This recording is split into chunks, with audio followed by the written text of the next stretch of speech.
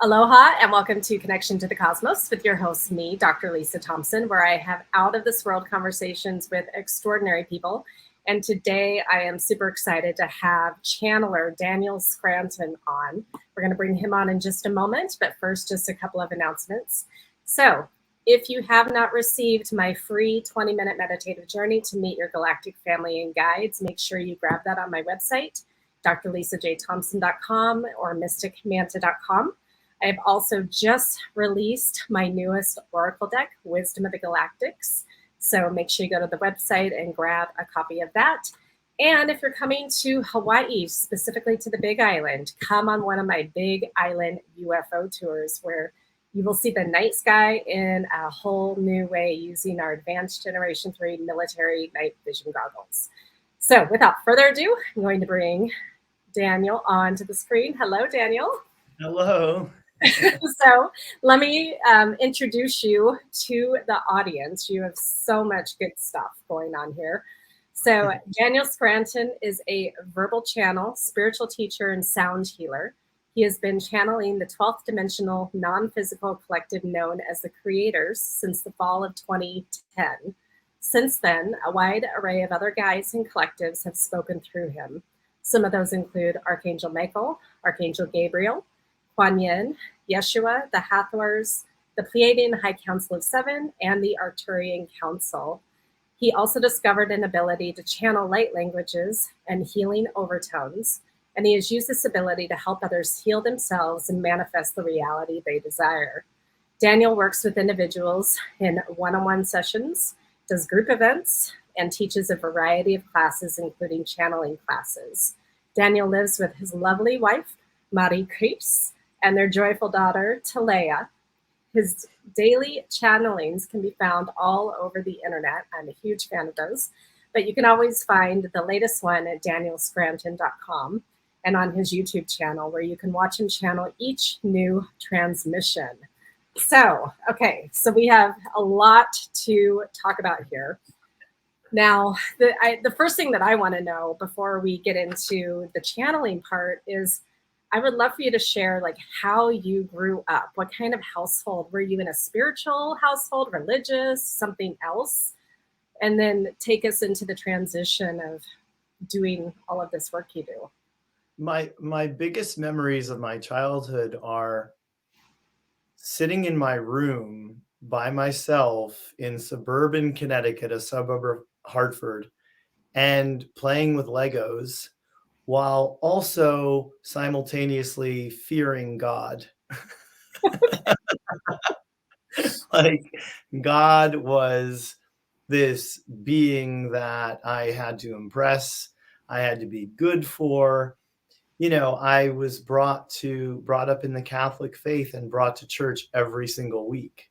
And catechism and all of it, you know, that I bought into hook, line, and sinker.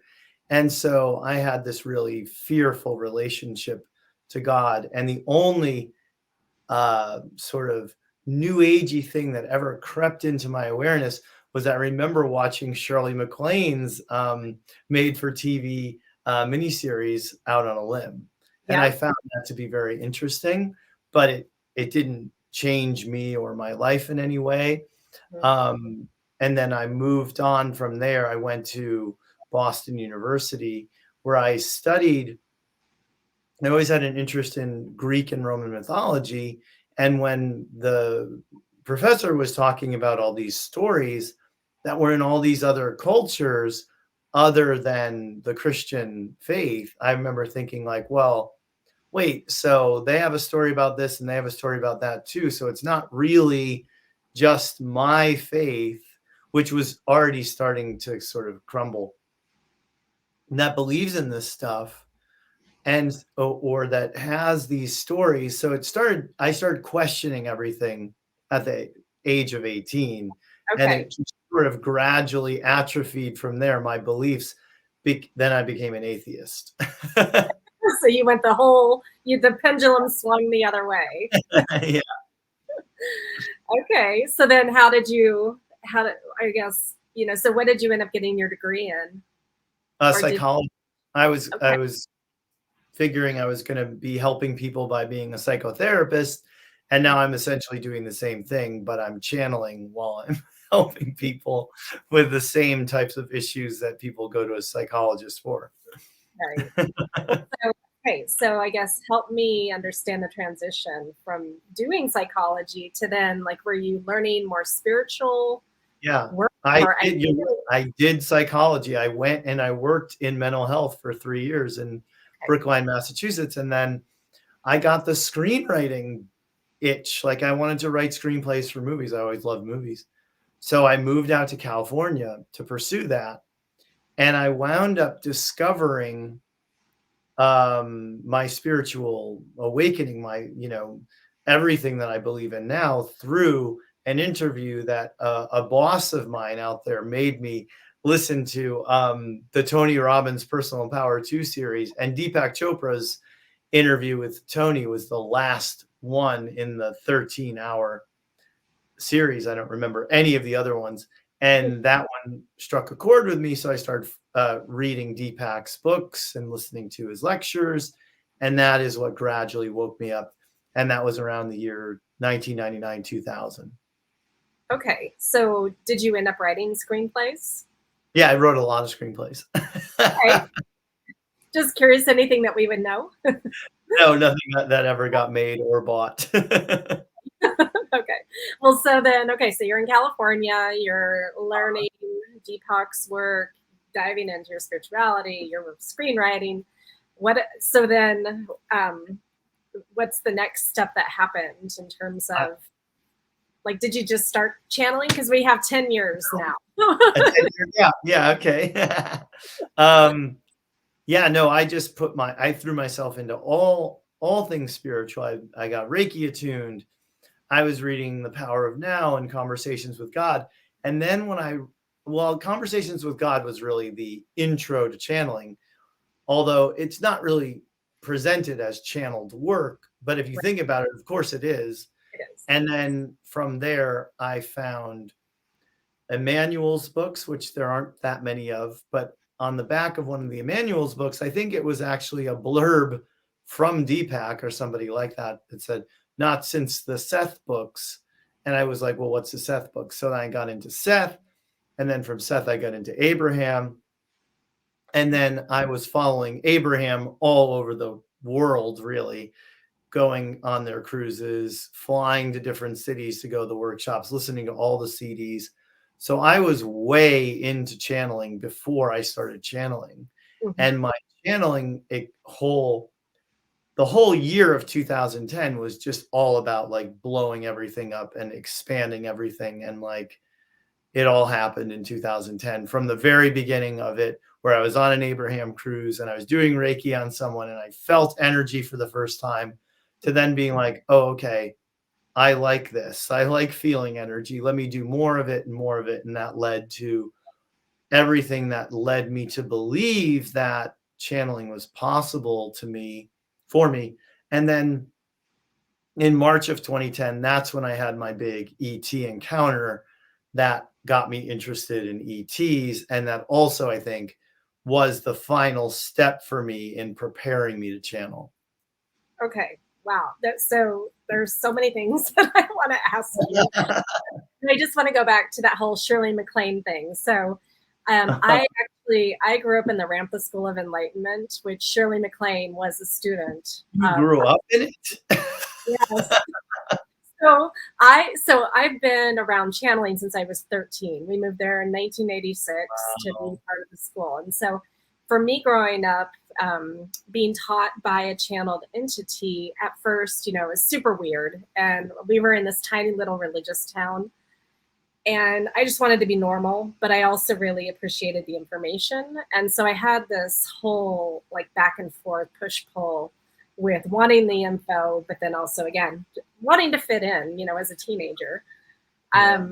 And so for me, it had taken, so only last year did I start channeling, because I had some judgment on it, mostly for myself, of like, how is the outside world going to see me? Because I've been trying to be fairly mainstream most of my life, even though I am nowhere in the mainstream at all. Anyway, so my curiosity question is, because you came into channeling a little bit later, in your life, and you were following Abraham, and that was normal to you. When you decide, or you allowed to be channeled through, because we all have to participate to an extent, right? Were you mentally prepared? Were you ready for people to be like, oh, Daniel is having some, energy come through him? I mean, like in an interesting way. Well, I was hoping, I kind of believed and thought that I would be completely checked out for the whole thing. Like I didn't know I was going to be present during it, because as you know, not everybody watching this maybe knows, there's a whole spectrum of consciousness that you can be in while you're channeling, where some people are basically not there at all for it and have to be told or listen back to it to understand what came through them. But then there's people who are like, well, I'm talking to you as whoever right now, and then I'll be channeling, and then I'll go back to talking to you as me, and then I'll be channeling. And there's those types, which I've seen more of recently, because I've seen a lot of interviews with different channelers that I didn't know about recently on YouTube. And then there's those of us who kind of fall somewhere in the middle of that, where I have this process that they put me through. I didn't decide on the process because it just started happening. All the sounds and the movements and everything just start happening before they come in and they start talking through me in English. But I'm aware of all of it. I'm aware of what I'm saying. Recently, I started channeling this group that are saying we're the collective of ascended masters. Okay. And so they started coming through me in my own channeling classes where I'm teaching other people how to channel. And they would say to me as I'm channeling them, this is just me and them. The whole rest of the class is doing their own channeling. So I'd be muted. And they're saying to me, don't try to think of what we're going to say next. Like they're coaching me as I'm channeling, because I'm 12 and a half years into it.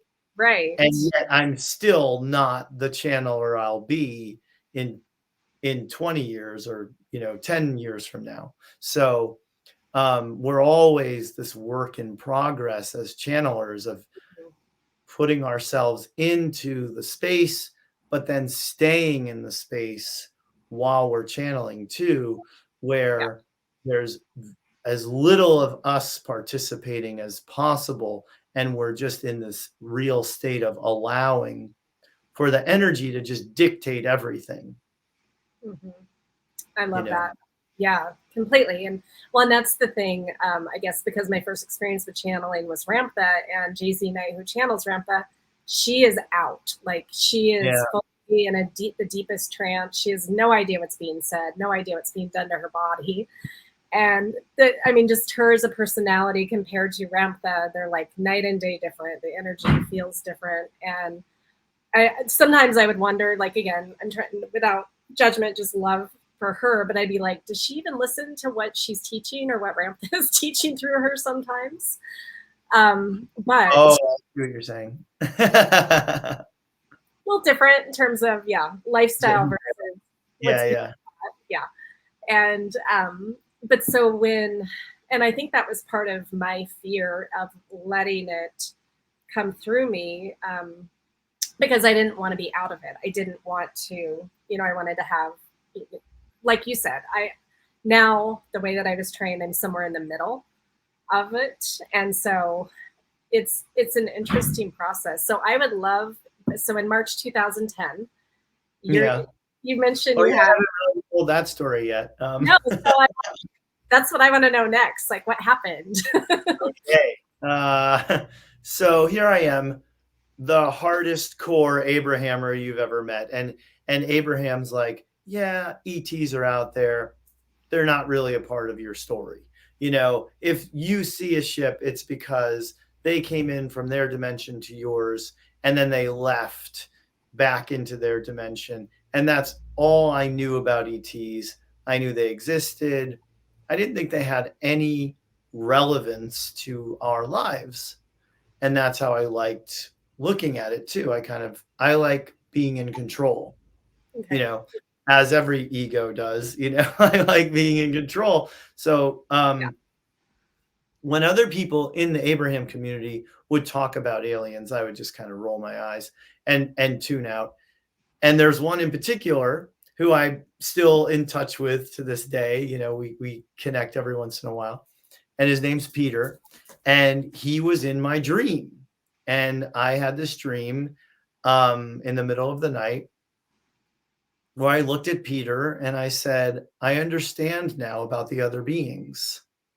And that was the totality of the dream. We're standing in a desert, like Arizona or New Mexico, where all the ET activity is. And I wake up from this dream. I'm fully awake for this. And I start to feel like a chill in the air is what I think it is. But what's actually happening is I'm getting a download of energy, or I'm getting scanned, or something is happening where energy is coming in through the crown of my head and moving through my body from head to toe. And it is pure, unadulterated ecstasy. It's like nothing I've ever felt before or since that you can feel physically. So I was just in the bed, like, oh my God. Oh, thinking, what is this? Oh my God. Oh my God. I was at that time in a lot of physical pain from a hernia that I gave myself from working out too much. And I did not want to get a surgery ever, never seen a doctor for it to this day. It wasn't one of those that's like protruding, but the pain is there. So I thought, because the day before this happened, I was in such pain and such fear around it that I wanted to end my life. And so I thought, this is a healing. I'm getting a healing, just like Abraham says, you ask, you ask, you ask, and then you get what you ask for. So that's what I thought was happening at the time. So I'm there just going, oh my God, this is the greatest thing ever. I'm getting the healing I've been asking for. And then I'm asking for more. I'm like, more, please, one more time, one more time. And then I thought, what does this have to do with that dream? And then because it was Peter in the dream, that by other beings, I meant aliens, I thought, wonder what this has to do with aliens. And then I got a huge surge of energy go through my body. I was like, okay, aliens, aliens, aliens, aliens, because I just wanted more of it. Yeah. And then I started asking them questions. All this is happening in my head. I'm saying, are you physical? Are you here to, I remember asking them, are you here to heal me? And I got nothing. And I said, are you here to play with me? And they gave me a huge surge of energy. And so I'm asking all these questions of like, are you physical? Can I see you? And then finally I open my eyes. And as soon as I open my eyes and look around the room, the energy starts pouring in again. Like it's like from the very beginning, the same intensity of it. But I didn't see anything in the room with me, unfortunately. But I eventually it stops. And I went from being someone who meditated every day for like an hour and just meditated because I needed to feel more energized in my body, and meditation gave me that.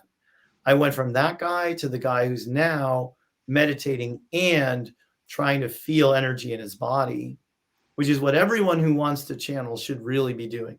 You don't want to channel from here. This is not where your channeling needs to come from. So you want to be feeling for energy that you don't normally feel. And a lot of people get, when they meditate, they get warm sensation, tingly sensation, they get twitches, involuntary movement. That's all a sign that you're tapping into the energy, that you're channeling it. And then eventually you can speak for it. So this happens in March. I don't start channeling till November. So obviously I'm not like an overnight sensation type of thing, But because I was working with energy now instead of just meditating for the sake of waking myself up, I did start to get more types of experiences. Like I would dry heave when I'd get really deep into a meditation. It was like I was throwing up. And I did that at an Abraham workshop, which I knew was not the right thing to do. Like, don't be dry heaving in the middle of their workshop. It's their, you don't want to be a distraction. So I asked the following day at this workshop in Asheville, North Carolina, what's going on with me? Like, why is this happening? And they basically told me I was going to be a channel. And looking back at it, the first time I got in the hot seat, which was 5 years prior to that, I asked the question of like, well, what's in my vortex? Like, tell me what's in my vortex. And they told me, you're going to write books and those books will be well received. And you have this ability to transmit this information to people and in a way that they understand. So they predicted everything. And then, so this is October now of 2010. And so I had a girlfriend who was in London, because the other thing that blew up in 2010 was my marriage that I was in for like 6 years, because I guess I just couldn't take it anymore. Like I just couldn't take feeling the way I was feeling anymore. And I said, this isn't working. We need to like go our separate ways. And like 2 weeks later, I meet a woman on an Abraham cruise and we fall madly in love and we're Skyping all the time. And so she becomes the person who I'm going to channel for the first time. And a lot of it in the beginning was the energy coming in, but me not being able to speak for it. Okay. So the energy would go like this.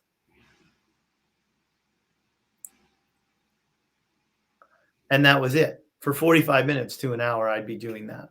Okay. And then finally, they started making sounds through me. And then they spoke and they said, we are here for you.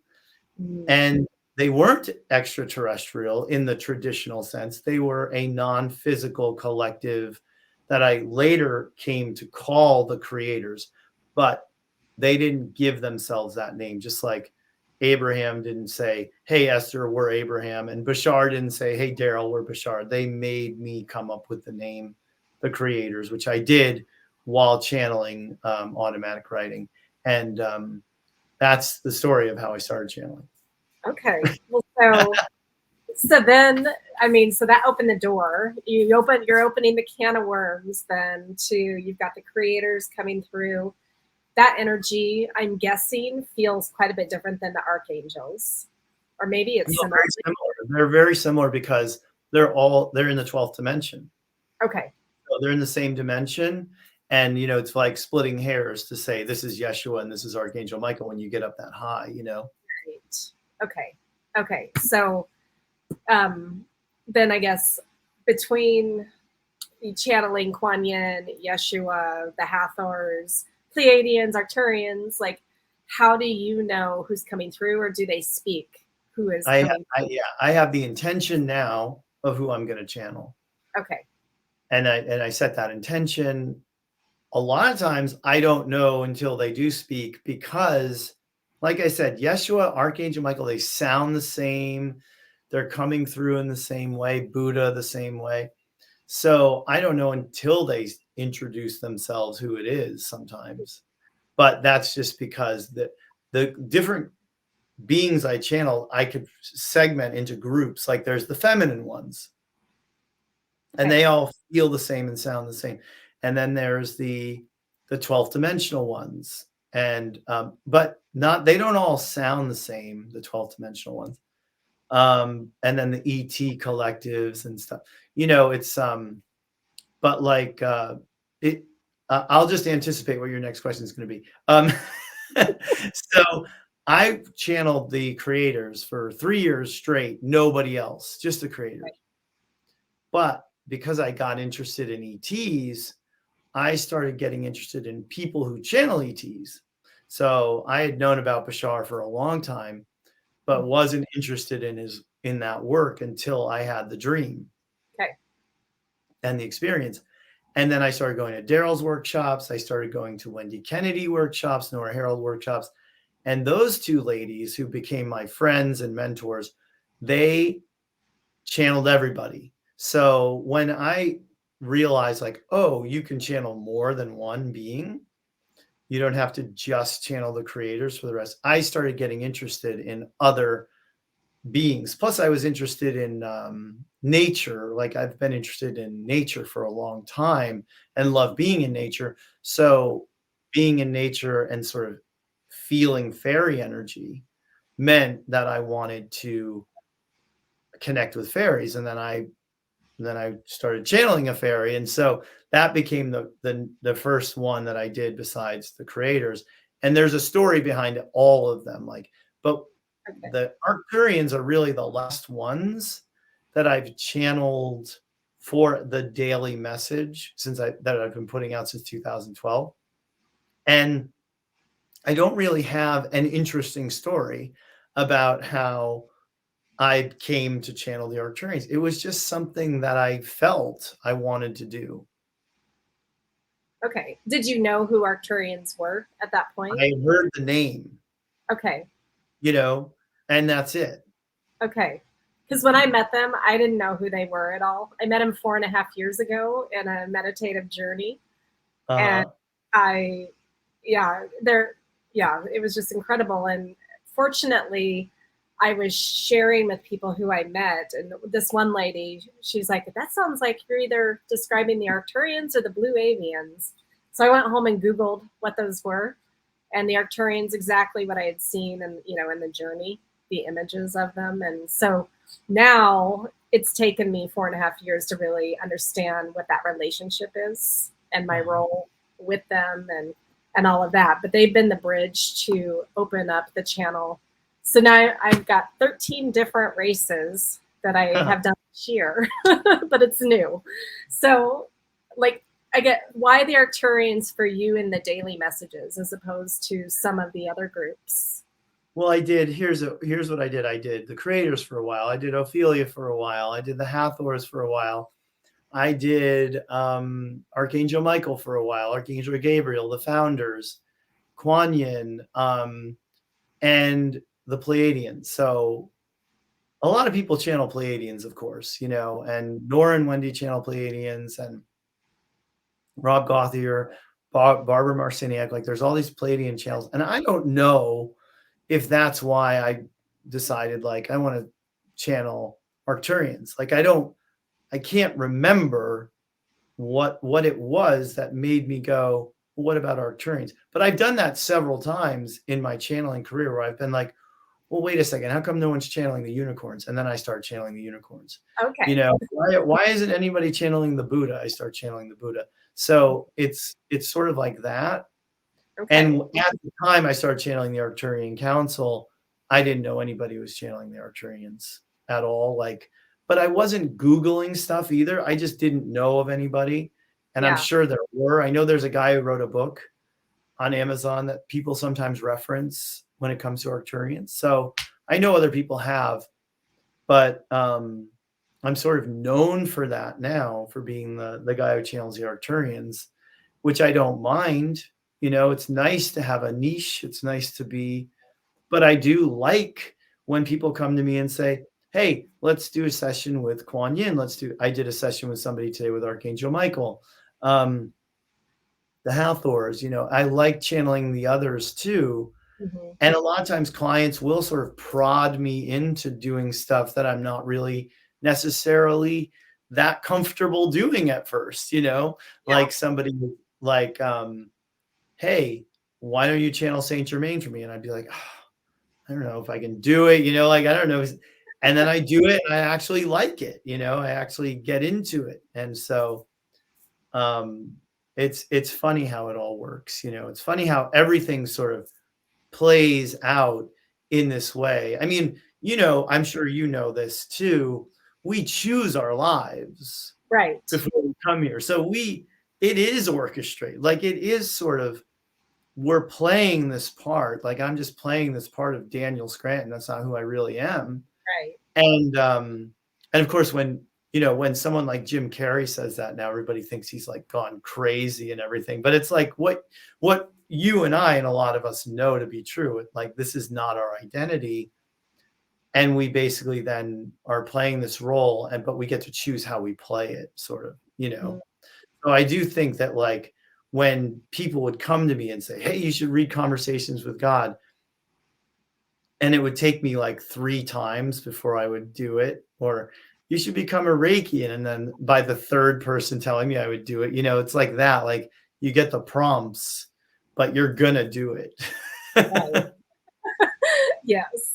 Well, and I love that you brought up Conversations with God, because that was one of my first books as a teenager that I Wow. read.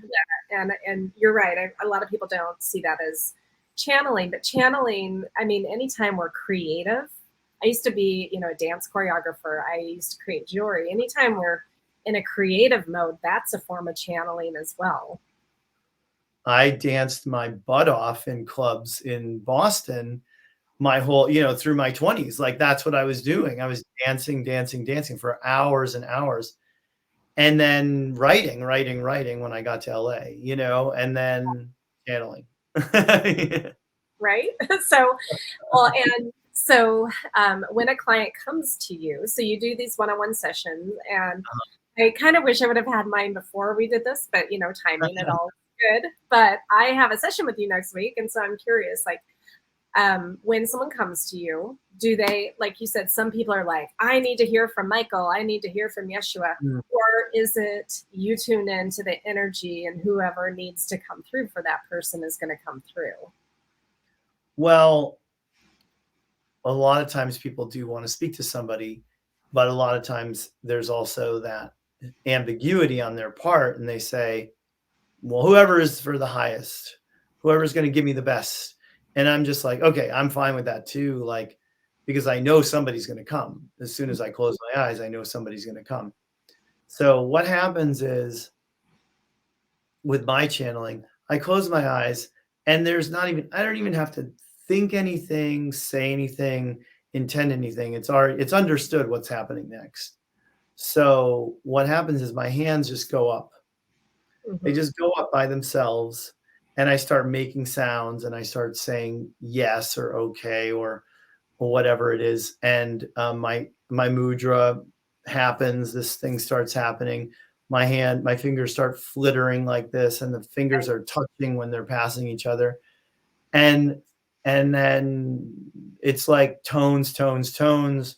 Then they introduce themselves to the person, and sometimes the person doesn't know what to do when What do you that mean? happens.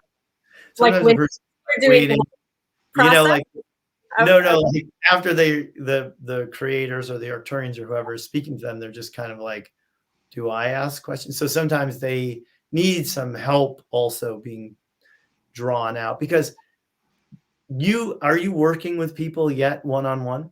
Not yet. Now, Okay.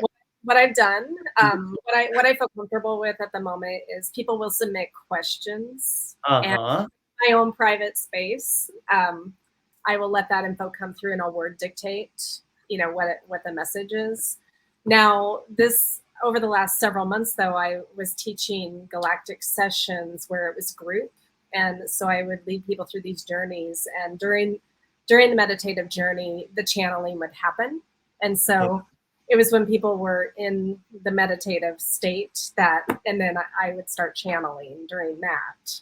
So that was more generic messages for them, though, compared Okay. to some asking questions. Right.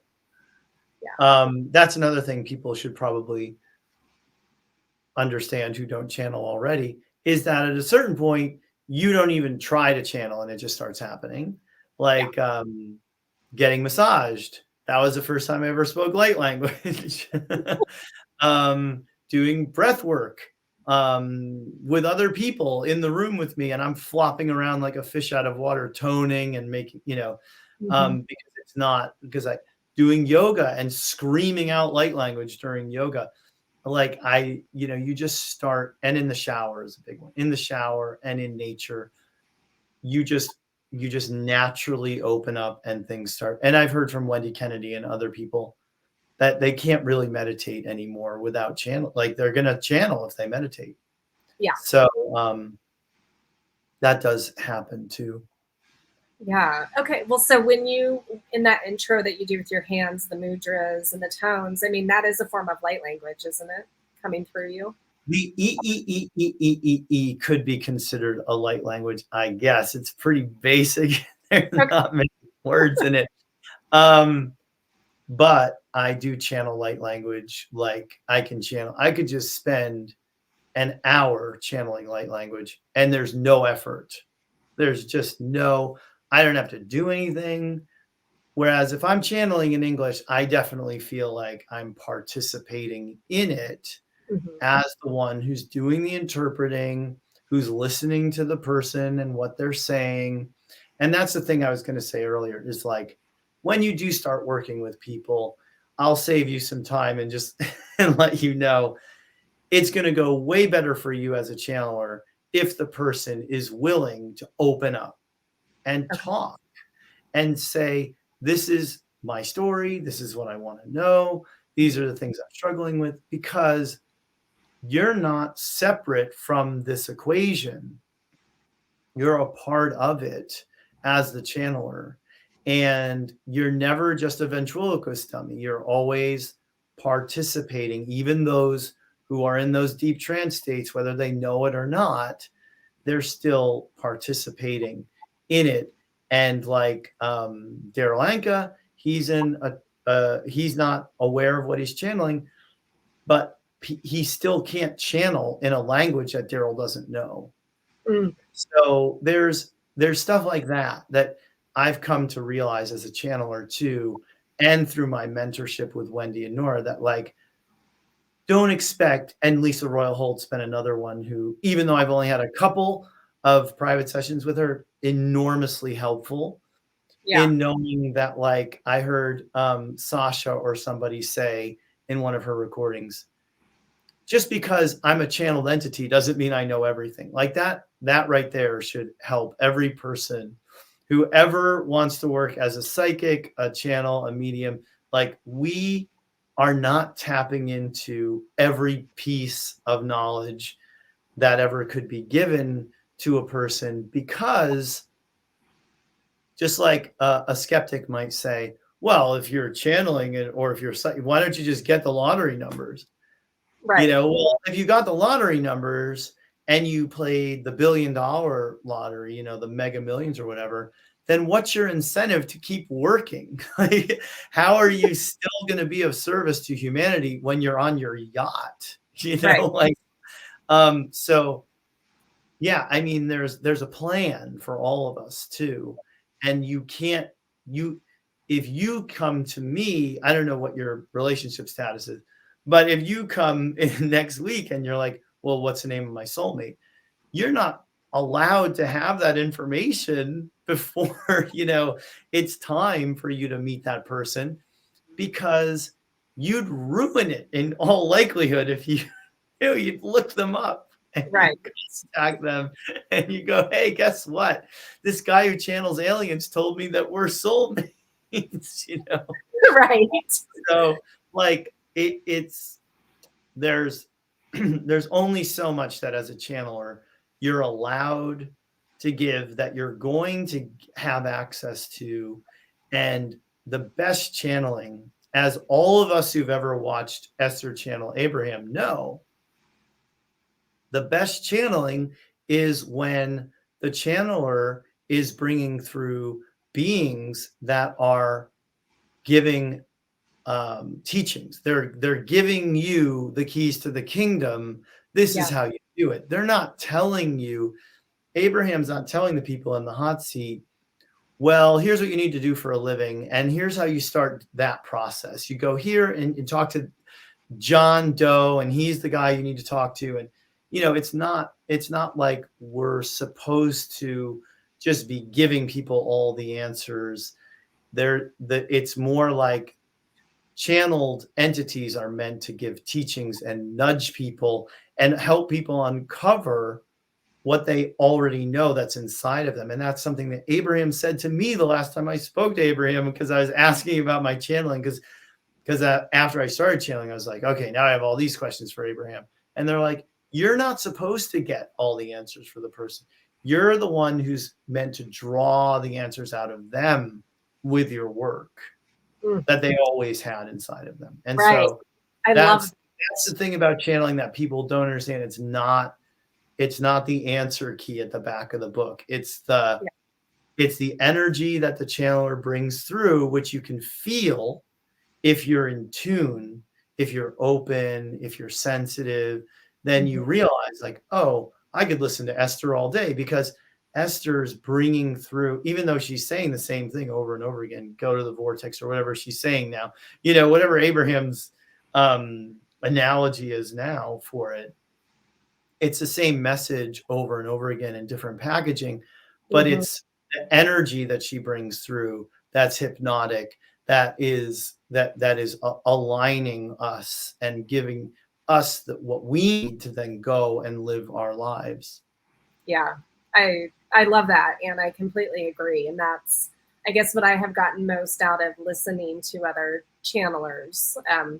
What was interesting, though, in the very early days of Ramtha, when I was going, there were personal question and answer kind of days where people would ask about their specific lives, but that stopped pretty quickly, and then it became more general, teaching of like, okay, this is how the universe operates, this is the nature of reality, things like that. So now, as far as working, so you do the one-on-one sessions, but then you also teach channeling classes. So how often, if some of our audience is like, I want to channel, how would they go about working with you to learn how to do that? And I mean, because anyone can channel, right? Just like everyone has ability to be psychic and enhance their clair abilities. But yeah, share about your classes.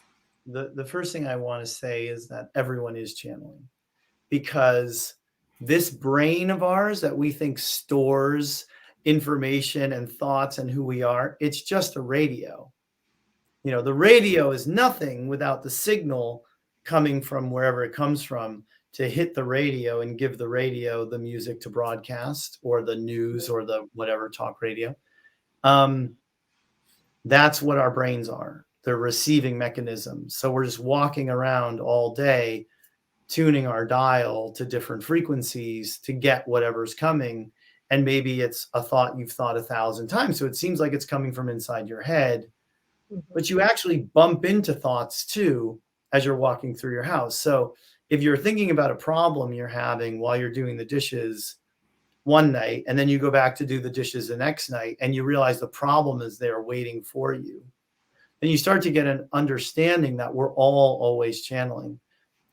So what we do when we channel higher dimensional beings and higher frequency energies is we're setting our dial intentionally, and we sort of like teach ourselves how to do that in a variety of ways. So that's basically what my classes and courses and one-on-one sessions lessons where I teach people are about. It's like helping that person find all the tricks that they already have within them to get into that state where they can receive something they actually want to receive, instead of what their parents taught them. Right. That money doesn't grow on trees, or whatever, that you think is, you may not even identify as a belief sometimes, but it is, or, you don't, like I said before, you don't realize that thought's not coming from within your head. It's just around, because we have energy fields and we have thought forms floating around. So I teach a huge long course called the Learn to Channel Mega Course, which I do a new one. I start a new one like every 3 months. Okay. Because they're popular and I love doing it. So my favorite thing to do now is teach channeling.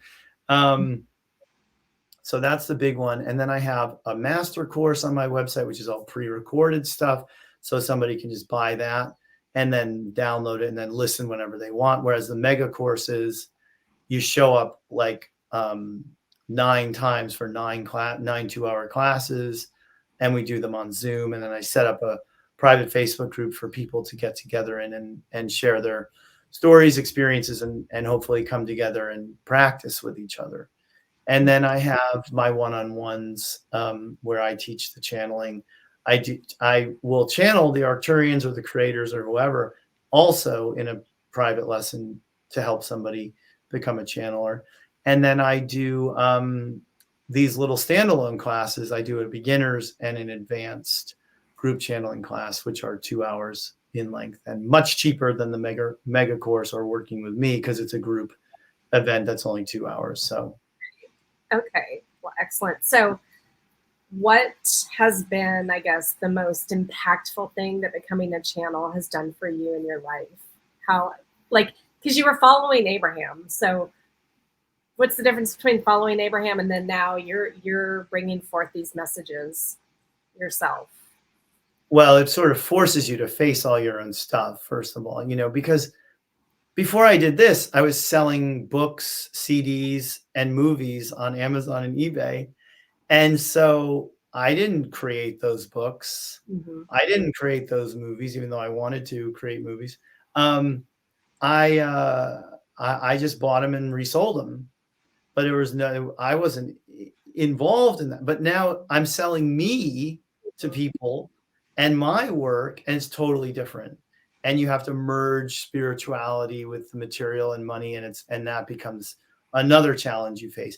And then you have people coming to you asking really, really sensitive, important questions for their lives, and you have to be responsible for the answer that comes through. So it makes you face a lot of yourself and your confidence levels, which I've never been a confident person. And now that I think, I look back now at myself from early on in my channeling, and I'm like, I thought that after 2 years of channeling that I should be like this well-respected person that people, and now and it's like 12 and a half years. And I think like, well, I was just a baby then, so you grow so much in the time that you spend doing it. Mm-hmm. You start to become a more of an example of what it is you're channeling because you're in it literally all day when you're working with clients, and when you're teaching it, you're reminding yourself too of the things you need to know and remember. And so it's basically brought me everything in my life that's good. My wife and I met because we do similar work, and I've been able to afford things because I've been much more successful as a channeler than I have ever been at anything else. So it's helped me.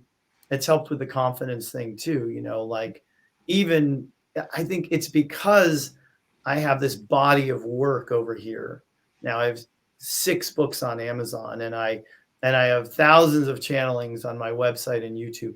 So even though that's still coming from kind of an egoic place, like, hey, my confidence is based on what I've done, but it has helped me, and I'm on a journey like everybody else of like becoming nobody and not basing my confidence on any of that sort of thing. But at least I've gotten to that point where I've gotten to understand what it feels like to be proud of something you've done. And then at the same time, at times I still feel like I'm not good at this, and nobody should be following and all that stuff. So it makes you face everything in yourself, to put yourself out there and say, hey, I'm a brand. I'm like I'm a spiritual guy and a spiritual teacher now. And yet I still have all kinds of foibles. And, Ram Dass was always talking about that too, who's a great spiritual teacher and master, and somebody that, exuded love and talked about loving everybody and how that's the ultimate goal for him and everybody else. But still, it could always admit like, yeah, and I still have all my neuroses too, my hang-ups. We are still human, living on this earth. Yes. Well, I love that. Okay, so we have a little bit of time left, but there is a question that I want to ask you from your perspective, because you have been in the channeling world as a channel for a lot longer, than I have. there are some people that channel, I would call them, I guess, lower dimensional beings that are very fear-based. And then there are those that come from that higher perspective like you do, and all of the other ones that you mentioned. So have you run into that in your world of the people? Oh my God, it's everywhere. It's all over YouTube. Stay away from it because I am way more followers than I do, which is frustrating. Well, right. Well, because fear sells, right? So not only that, but everybody knows that if you have a common enemy, you know, it's like blame Russia, blame China, blame whatever, blame the reptilians, blame the Queen of England who's now dead. So, you know, apparently we're all free now from her clutches. You know, like whatever it is, it's blame somebody outside of you. It's not very spiritual at all to do that, right. To think like, and now people think, you know, the Matrix movies are real, and we're really being controlled by this simulation that is not our own creation. I would agree that it's a simulation, but it's our simulations. My simulation is your simulation. You are the creator of your reality, and you're creating it with you and nothing outside of you. So even if there is an oppressor, even if the Rockefellers and everybody else is doing this thing, they're doing it by agreement with you. Like, you ask them to play the villain, somebody's got to be Darth Vader in the story. Otherwise, Luke has no opportunity to know what unconditional love really is, because he loved his father back in. I'm getting goosebumps because I love it so much. He loved his father back into his father's own redemption. So unless the people who are channeling the Galactic Federation of whatever are also telling you, you have to love the reptilians, you have to love the cabal, you have to love Joe Biden, you have to love whoever else is the scapegoat of the day, you know, like Bill Gates, all of them, you know, you have to love them into who they really are, or else. I remember, I think it was like, it's some kind of Marvel thing. Maybe it was Agents of S.H.I.E.L.D. or something, where they say, you know, like the bad group Hydra. It's like, well, if you cut off one head, then like 5 more grow. That's all we would be doing anyway if we incarcerated, put to death all these people that are supposedly doing all the wrong in the world. More are going to pop up, because unless you're changing consciousness, unless you are saying, I'm going to elevate everyone else's consciousness by being the best version of myself that I can be, and loving everyone, everything as it is, then you're still going to live in that world that's very polarized and very, very dualistic, where there's good and bad, and there's always going to be black hats to defeat. So I think that all of those channelers are well-meaning, even though, like you said, fear sells, and and maybe some of them have some inkling of like, when I post a video that says, like, you know, so-and-so is in the cabal and they're molesting children and all that stuff. Like, if I post that video, I tend to get like hundreds of thousands of views. But if I post this video on unconditional love, I get like 300 views, you know, like maybe they're starting to figure that out, and they're choosing to go dark.